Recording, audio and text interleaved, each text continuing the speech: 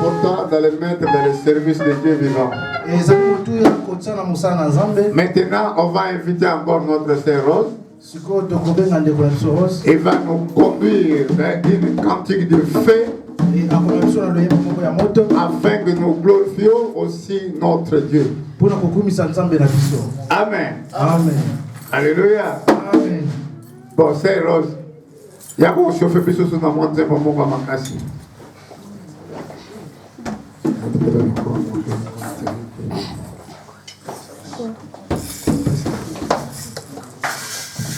Amen. L'heure de la victoire et de la vérité a sonné dans mon cœur, Jésus soit loué.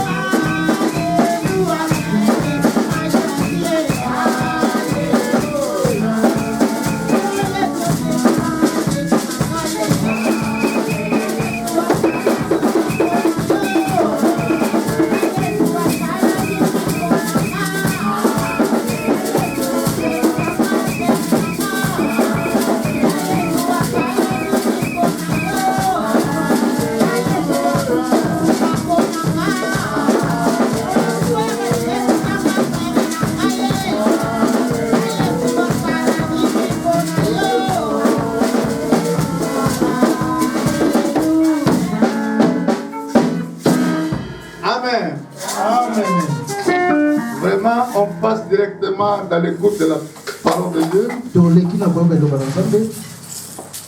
Et que nous devons avoir des répétitions afin qu'on joue, on peut jouer comme il faut. Amen. Prenez jour de samedi pour faire vos répétitions. Ce sera une bonne chose. Aujourd'hui, nous allons continuer de notre prédication. On était dans le livre d'Exode, au chapitre 19, au verset. Aujourd'hui, on va commencer à lire au verset 1 jusqu'à verset 6. Le thème de la prédication s'intitule les montagnes. On va se mettre debout pour le respect de la parole de Dieu. Et nous allons commencer à faire notre lecture dans la partie du livre d'Exode au chapitre 19 au verset 1 jusqu'à 6.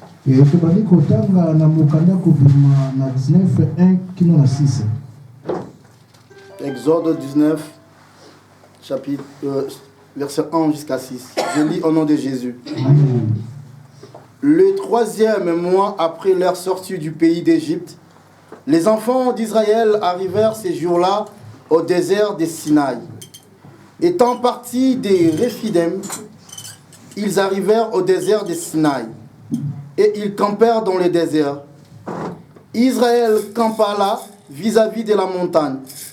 Moïse monta vers Dieu et l'Éternel l'appela du haut de la montagne en disant: Tu parleras ainsi à l'Éternel de Jacob, à la maison de Jacob, et tu diras aux enfants d'Israël: Vous avez vu ce que j'ai fait à l'Égypte, et comment je vous ai porté sur des ailes d'aigle et amené vers moi. Maintenant, si vous écoutez ma voix, et si vous gardez mon alliance, vous m'appartiendrez entre tous les peuples, car toute la terre est à moi. Vous serez pour moi un royaume de sacrificateurs et une nation sainte. Voilà les paroles que tu diras aux enfants d'Israël. La parole du Seigneur. Amen. Prions. Seigneur notre Dieu, bénisse la parole que nous allons entendre maintenant.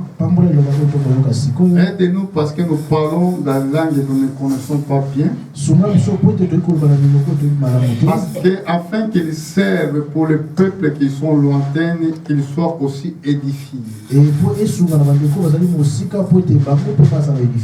Sois avec nous, comme dit les Écritures.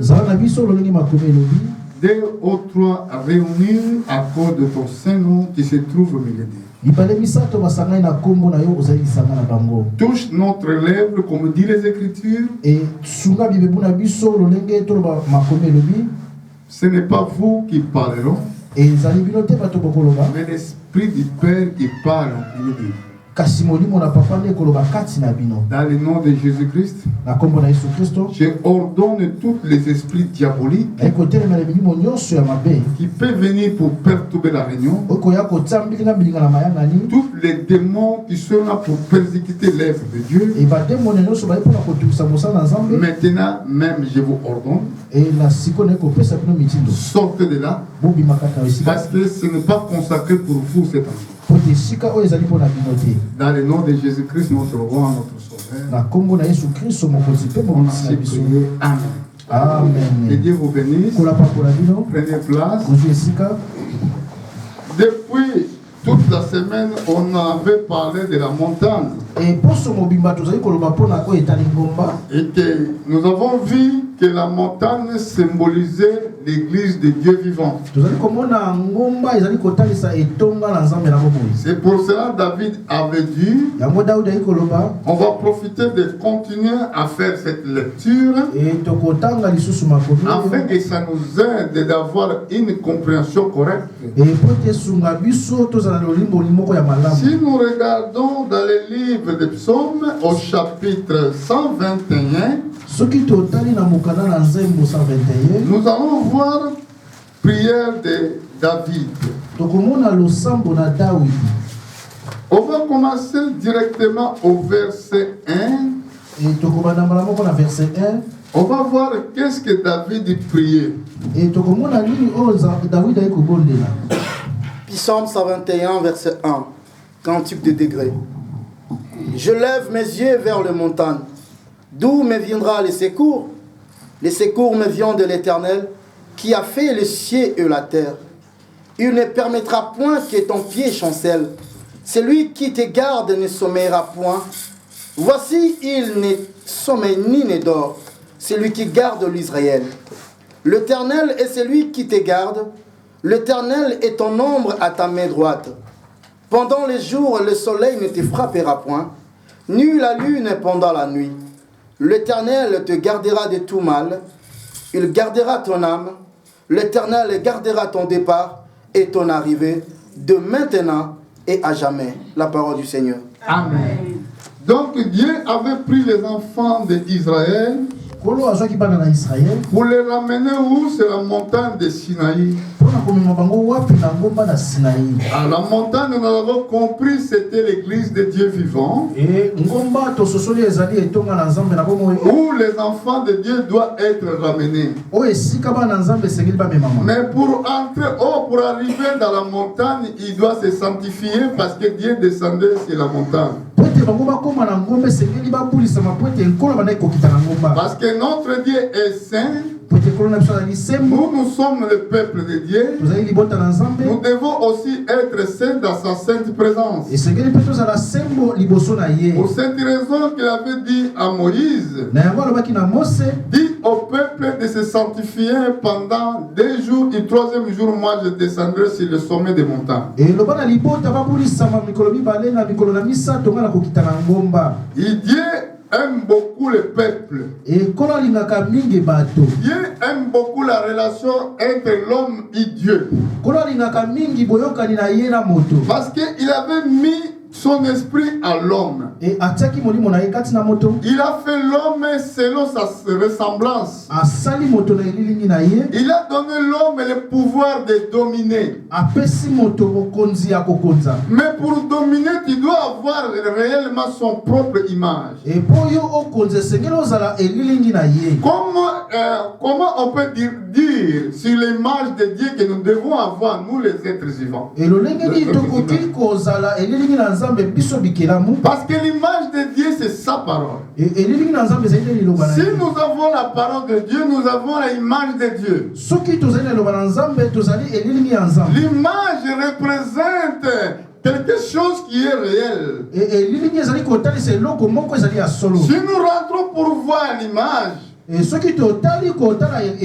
selon la révélation des messages de temps de la fin, si nous rentrons dans l'Apocalypse chapitre 13, nous allons voir que ça va se faire image de la bête. Mais cette image de la bête, ça veut dire image religieuse. Cette image représente quoi? Cette image représente la bête. Mais nous, l'image que nous devons avoir, c'est l'image de Dieu lui-même. Alors si nous avons l'image de Dieu, c'est là que nous sommes le peuple de Dieu. Mais Dieu est la parole. La Bible déclare au commencement était la parole. Et la parole était avec Dieu.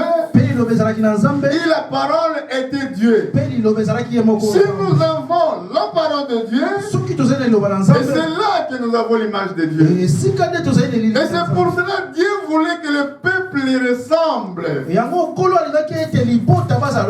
Pour les rassembler d'abord, il doit renier la nature qui était en elle, qui était la nature pécheresse. Amen. Amen. Quand l'homme a péché, il était chassé dans la présence de Dieu. Parce que qu'est-ce que veut dire le péché? Parce que le péché c'est écrit en singulier. Le péché. Le péché ça veut dire l'incrédulité. C'est pour cela que Jésus disait quand le Saint-Esprit viendra sur vous, il convaincra le monde à ce qui concerne le péché. Ce qui concerne le péché, parce qu'ils ne croient pas à moi. Quand nous ne croyons pas, c'est là que nous péchions. Fumer, faire de l'autre chose que les hommes font, c'est les attributs de l'incrédulité. Ça veut dire que comme vous ne croyez pas, c'est pour cela que vous le faites. Mais si nous croyons, alors nous revêtons l'image de Dieu. C'est pour cela que quand l'homme avait péché sur le jardin d'Éden, Dieu avait tué un animal. Regardez bien. Regardez les mystères de Dieu. Moi, j'ai péché. Au lieu que Dieu prend un couteau pour me tuer, il va tuer quelqu'un qui est innocent. Cet animal, il était innocent. Il ne savait même pas pourquoi on va le tuer ou pourquoi on va... oui, il ne savait pas pourquoi on va le tuer. Mais quand ils ont tué l'animal, Dieu maintenant ôte le peau de l'animal. Il a revêtu celui qui était coupable. Donc une fois œuvre de la rédemption, il a revêtu le peau de celui qui était innocent. Celui-ci que Dieu a fait dans notre temps. Jésus-Christ qui était innocent, mort. Il était mort pour toi. Dieu a pris l'innocence de Jésus, il a mis à toi qui était coupable. Ils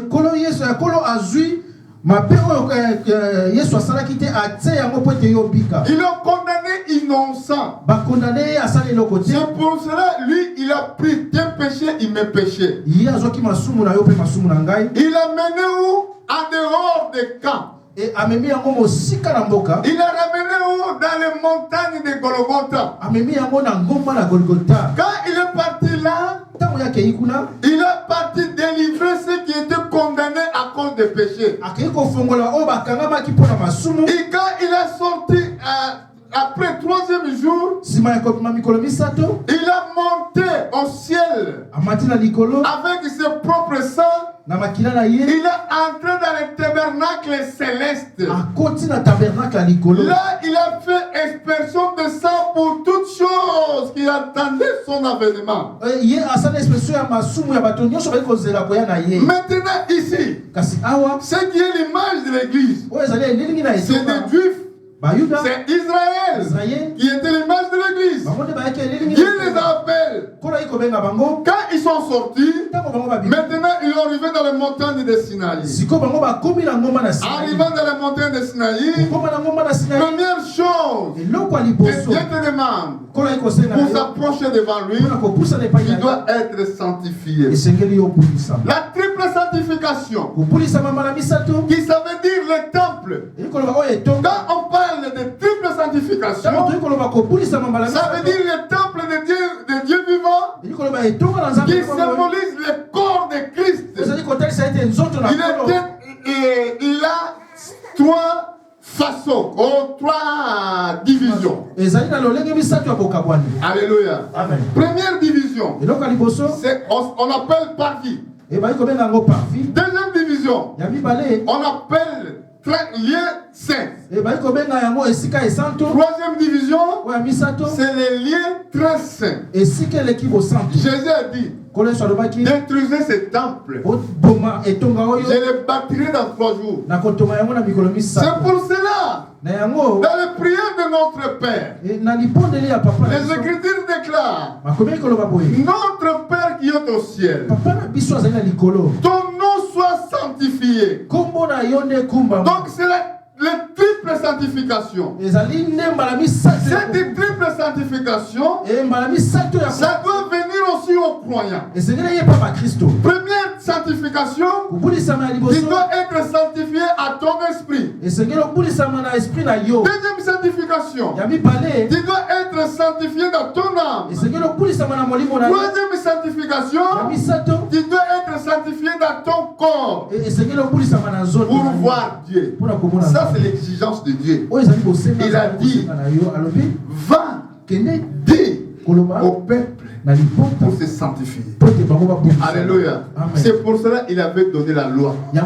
Si vous regardez la loi, on avait pris vendredi, première partie, la loi parle de louer Dieu, de donner honneur à Dieu de tout ton cœur, de toute ton âme.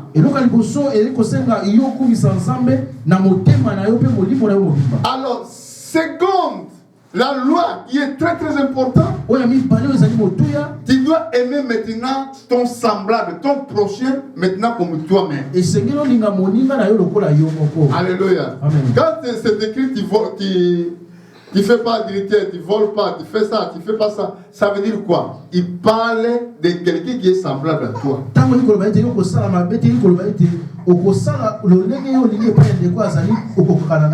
dire quand nous aimons l'un à l'autre, nous accomplissons toute la loi de Dieu. Maintenant, dans le verset 5, si je peux lire jusqu'à verset 6. Exode 19, 5. Oui.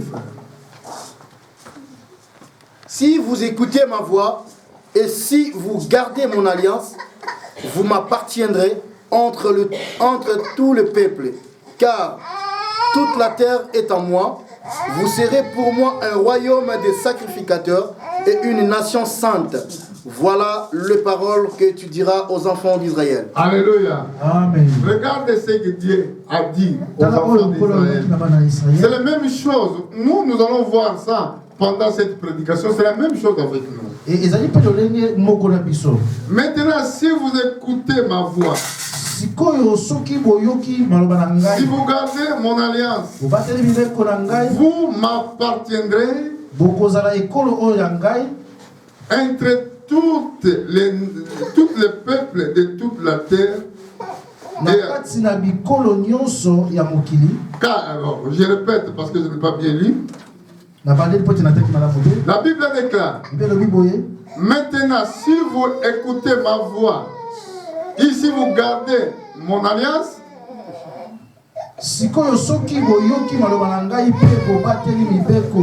vous m'appartenez entre tous les peuples, car toute la terre est à moi.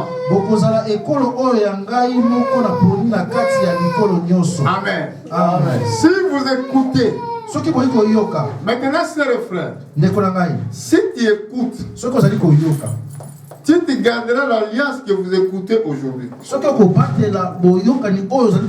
allez appartenir à Dieu. Amen. Amen. Le problème c'est seulement si tu écoutes de ce que Dieu te dit. Vous serez pour moi un royaume de sacrificateurs. Le royaume des sacrificateurs d'une nation sainte, voilà parole que tu diras aux enfants d'Israël.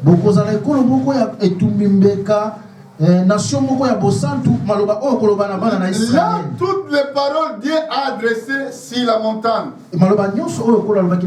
Aujourd'hui, vous êtes venus sur la montagne où vous écoutez toutes ces paroles-là. Parce que Dieu a descendu pour vous parler. Regarde la signification de toujours la montagne. Nous avons dit prophétiquement symbolise les temple de Dieu vivant. Nous avons vu encore dans les livres de Genèse, Dieu maintenant dit à Abraham: tu prendras ton fils unique, tu tiens beaucoup pour aller les sacrifier. Mais il a montré l'endroit. Vous devez aller sur la montagne pour aller les sacrifier. Remarquez, toi, tu es un peuple saint et royaume de sacrificateurs. Mais Dieu dit à Abraham, prends ton enfant, va les sacrifier. Nous allons lire dans le Genèse chapitre 22. Lisez les Écritures, on commence au verset 1 jusqu'à verset 6, je crois. Genèse 22, 1 à 6. Genèse 22, verset 1 à 6. Je lis au nom de Jésus. Amen. Après ces choses, Dieu mit Abraham à l'épreuve et lui dit, Abraham. Et il répondit, mais voici. Dieu dit, prends ton fils, ton unique, celui que tu aimes, Isaac. Va-t'en au pays des Morija, et là offre-les en holocauste sur l'une des montagnes que je te dirai.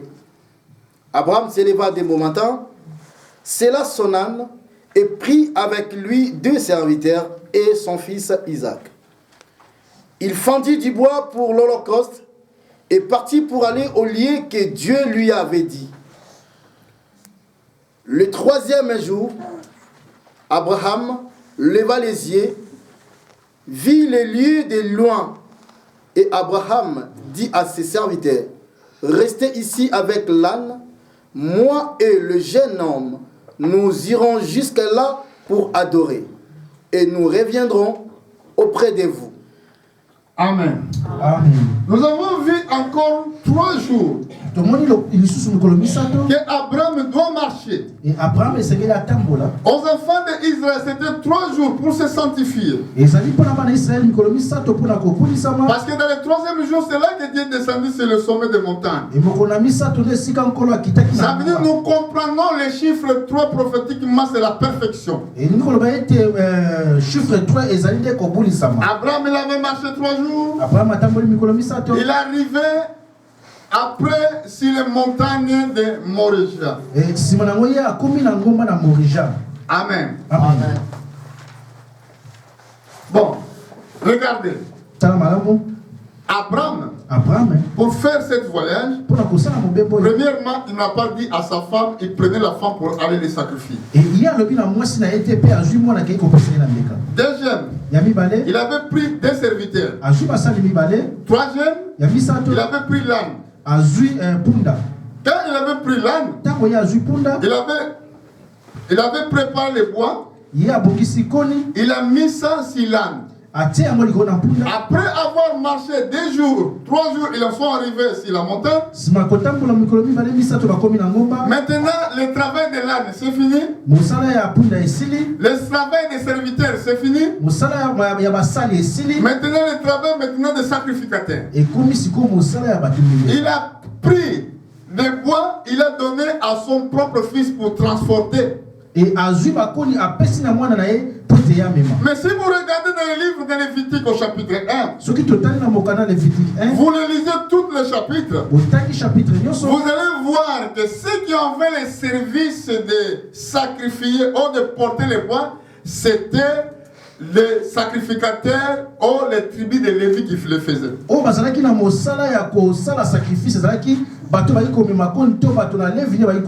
fait, Abraham avoir pris le bois pour donner à son fils, alors son fils il est devenu pas sacrifice mais il est devenu sacrificateur.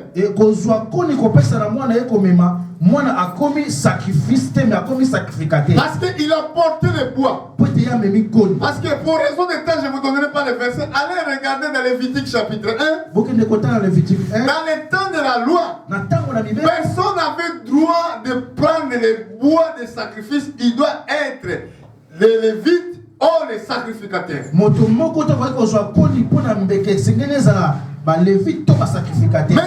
l'âne, il est resté là qui portait le bois. Les serviteurs, ils sont restés là. Maintenant, Abraham prend son propre enfant et lui donne le travail de porter le bois. Si vous êtes appelé dans le royaume des sacrificateurs, tu dois avoir quelque chose pour faire à l'église. Et Il faut que vous saisissez très bien ce que je viens de dire, c'est très important. À l'église, si tu n'as rien, si tu n'as pas de travail, tu mourras. Parce que nous venons ici, nous sommes pas des royaumes des sacrificateurs. Nous devons sacrifier notre vie à lui. Nous devons sacrifier tous nos biens à lui. Dieu avait demandé à Abraham son propre fils pour aller le sacrifier. Alléluia. Amen. Mais cet enfant qui doit être sacrifié, c'était interdit le sacrifice et ne peut rien apporter. C'est pour cela à l'époque de Jésus, quand il est parti à la croix de Calvaire, il ne peut pas porter la croix. Personne d'autre doit porter pour lui. C'est pour cela Simon il a parlé là prophétiquement. Alléluia. Amen. Pour comprendre ce mystère, tu dois avoir les yeux spirituels. Parce que lui, Jésus, il doit être sacrifice. Il était né sacrifice. Regardez même les mages. Mais vous comprenez, les sorciers comprennent bien les hommes de Dieu. Mais c'est étonnant et que les vrais croyants, à des fois, ils ne comprennent pas l'homme de Dieu. Regardez les mages, quand on parle des mages là, les mages, ça veut dire ceux qui suivent les étoiles, les astrologues. Ça veut dire c'est des choses, des lèvres des ténèbres. Mais en venant, quand ils ont vu l'étoile de Jésus à partir de Orient, ils suivaient l'étoile jusqu'à ils ont vu l'enfant où il était né. Mais si vous allez bien regarder les offrandes qui sont données, vous avez vu qu'ils ont donné les or, les murs. Il y a un qui m'échappe. Les encens, merci Seigneur. C'était 3. Si on regarde l'or, ça veut dire que c'était Dieu, la divinité. Le mire, ça veut dire il doit mourir. Parce que c'est le parfum que vous mettez au mort. Et encens, c'était le flair qu'il mettait dans l'offrande. Il montrait qu'il était sacrificateur. Il savait les mages. Mais vous et moi, à des fois on ne sait pas comment nous devons servir Dieu. Jésus-Christ lui-même, qui était le sacrificateur, dans le même temps il était aussi sacrifice. Mais pour faire cette œuvre de sacrifice, ça veut dire que quelqu'un il doit l'aider pour prendre son croix. Simon est venu, il a pris son croix, et Jésus il est devenu maintenant à ce moment-là ce sacrificateur. Parce qu'il ne peut pas porter le bois. C'est pour cela Isaac apportait le bois. Dieu doit pouvoir. Dieu avait un. On va retourner la frère, tu vas nous lire. Genèse chapitre 22. Verset. Maintenant, on va monter de verset 8 jusqu'à verset 14. Mais où est l'agneau pour l'holocauste? Abraham répondit, mon fils, Dieu s'épouvoira lui-même de l'agneau pour l'holocauste. Et ils marchèrent tous deux ensemble. Lorsqu'ils furent arrivés au lieu que Dieu lui avait dit, Abraham y éleva un autel et rangea les bois, et lia son fils Isaac et les mit sur l'autel, par-dessus le bois. Pour Abraham étendit la main et prit les couteaux pour égorger son fils. Alors un ange de l'Éternel l'appela des cieux et dit, Abraham, Abraham. Et Et il répondit, mais voici, l'ange dit, n'avance pas ta main sur l'enfant et ne lui fais rien, car je sais maintenant que tu crains Dieu et que tu n'aimes pas refuser ton fils, ton unique. Abraham leva les yeux et vit derrière lui un bélier retenu dans un buisson par les cornes. Et Abraham alla prendre le bélier et l'offrit en holocauste à la place de son fils. Abraham donna à ce lieu le nom de Jéhovah Jireh. Alléluia. Amen. Vous avez bien vu que dans le verset 8, quand ils partaient tous les deux, il y avait l'enfant, il a posé question à son père. Il a dit, papa, voici le bois. Il est où l'holocauste? Abraham prophétisant que Dieu pourra. Amen. Amen. Abraham a prophétisé. Abraham a sakoli. Comme Abraham avait prophétisé, il est devenu prophète. Et son fils, il est devenu sacrificateur qui portait le bois. Et c'est pour cela Isaac n'était pas mis à mort. Parce qu'il est le sacrificateur. Alléluia. Amen. Les sacrificateurs, ils ne meurent pas. Dieu nous a appelés dans le royaume des sacrificateurs. Mais si vous ne faites pas ce travail pendant votre temps terrestre, pendant que vivons sur la terre, si vous ne faites pas œuvre, tu mourras. Cet temple, c'est une montagne où vous devez venir sacrifier les offrandes à votre Dieu.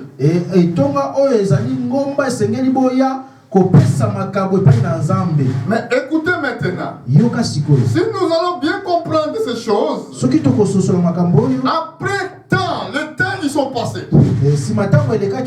Qu'est-ce qui s'est passé?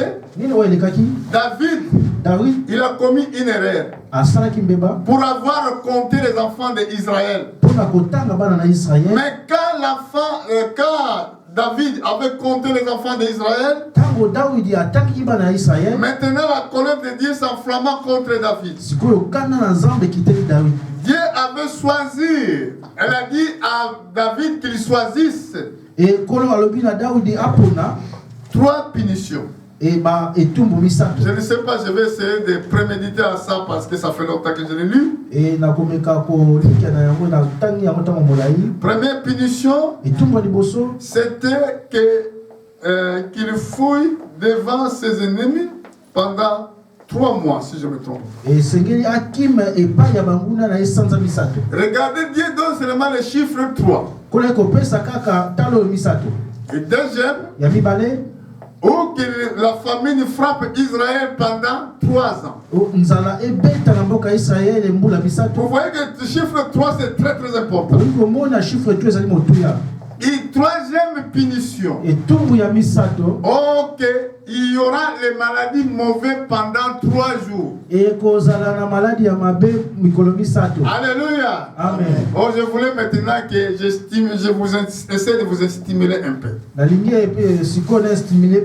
Alléluia. Amen. Vous, si c'était vous, quelle punition que vous allez choisir? Oh, d'avoir souffert pendant 3 mois de qui te fouille devant ceux qui veulent ta vie.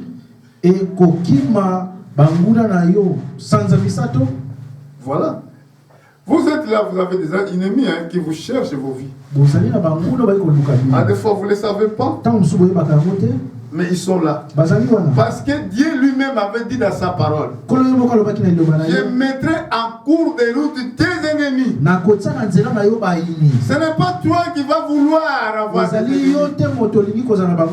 Mais à cause de la parole de Dieu, à cause de la justice divine, afin que Dieu soit prouvé vrai, il doit avoir aussi tes ennemis. C'est Dieu même qui va les mettre en cours de la route. Les Écritures déclarent il viendra pour un seul chemin, mais il fuira devant toi sur sept chemins.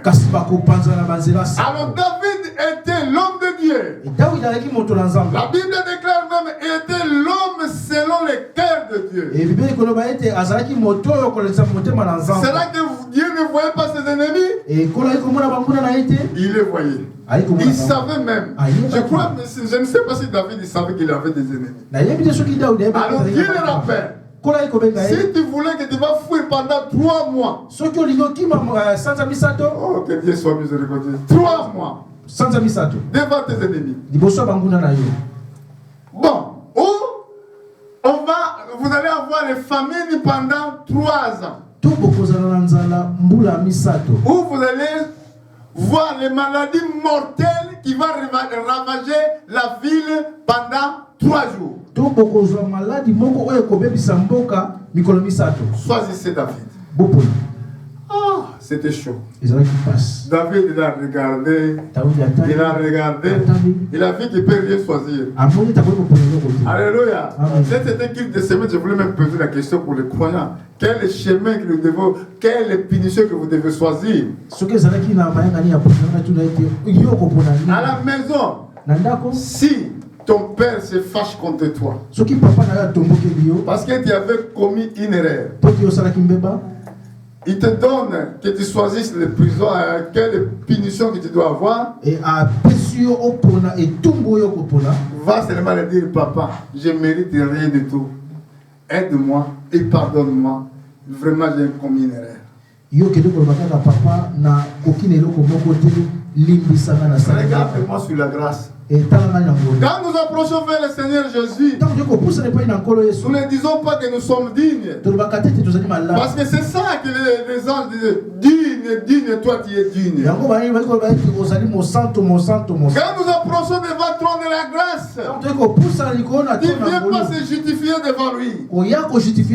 Dis-le seulement, oh Père, sois miséricorde. Toi tu es Dieu miséricordieux. Regarde-moi sous la miséricorde. Parce que si tu vas choisir, alléluia, tu vas beaucoup souffrir. David ne voulait pas choisir. Et Dieu lui-même, il a choisi une punition pour lui. Il a donné 3 jours afin qu'Israël soit frappé dans les mauvaises maladies. Il ne faut pas que vous fouillez dans mon thème et que je presse la montagne. Une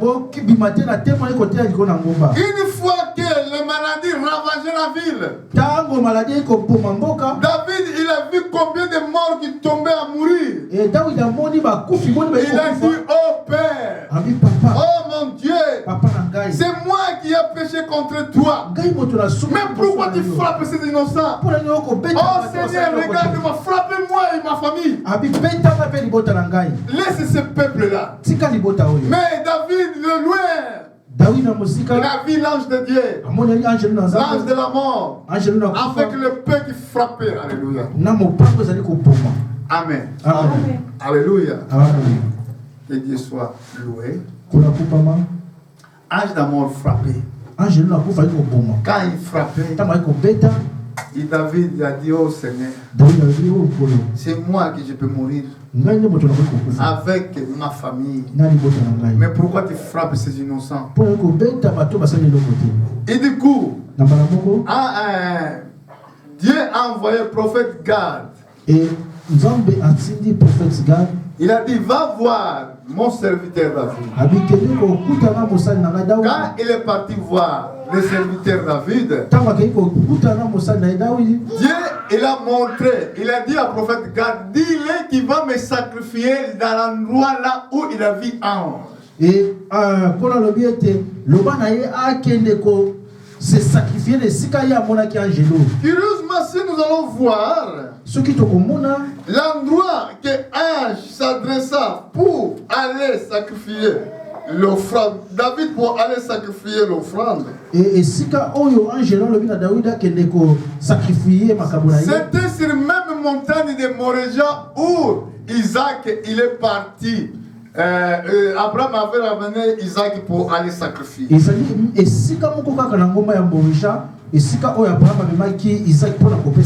même endroit que David il est parti acheter, même pour les Jébuséens qui appartenaient à l'endroit. Et si on a fait David akendaki kosomba pona ba Jébuséen oyo bazali kozwa esika wana. Pour gagner le temps, je vous donne dans les 2 Chroniques. Au chapitre 3, lisez verset 1. Pour gagner le temps, parce que je ne peux pas tout donner. 2 Chroniques, chapitre 3, verset 1. Jusqu'à. 2 Chroniques 3, verset 1.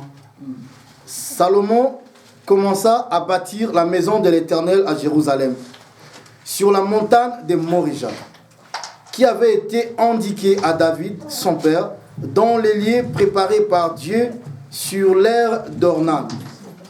Alléluia. Amen. Est-ce que vous avez bien compris? Donc, tout ce qui est écrit d'avance était écrit pour nous. Par la consolation qui donne les Écritures, afin d'obtenir la grâce ou la foi. Salomon commençait à bâtir la maison de l'Éternel à Jérusalem. Et Salomon abandi kotonga ndako na Nzambe na Jérusalem. Sur la montagne de Moréja qui avait été indiqué à David, son père, dans les lieux préparés par David sur le Orma, les Jébuséens. Na esika oyo elakisamaki na papa na Dawidi pona ba Jébuséen. Alléluia. Amen. Donc cet endroit-là, c'est ça que David avait acheté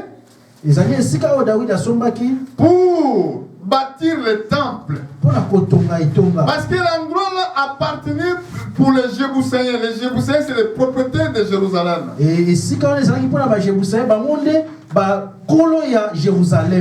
Alléluia. Amen. Si vous avez le temps, vous avez regardé dans le 1 Roi chapitre 6 verset 1, vous allez regarder encore dans le 1 Chronique chapitre 21 verset 18, vous allez trouver toutes ces choses-là que j'ai en train de vous dire.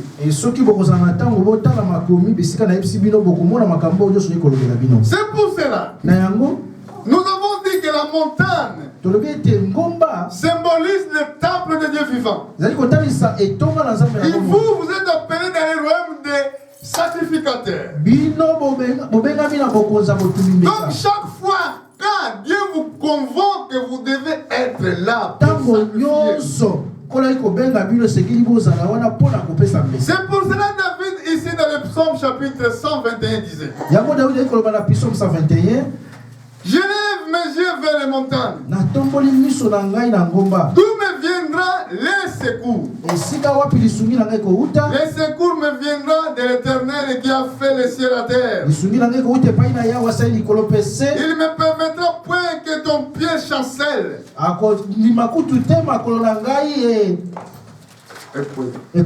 Celui qui te garde ne sommeille point. Dieu là qui te garde toi. Toi tu dors, mais le Dieu ne dort pas. Ça veut dire qu'il ne dort pas, il connaît tes ennemis, il te contrôle afin qu'il ne te touche pas. La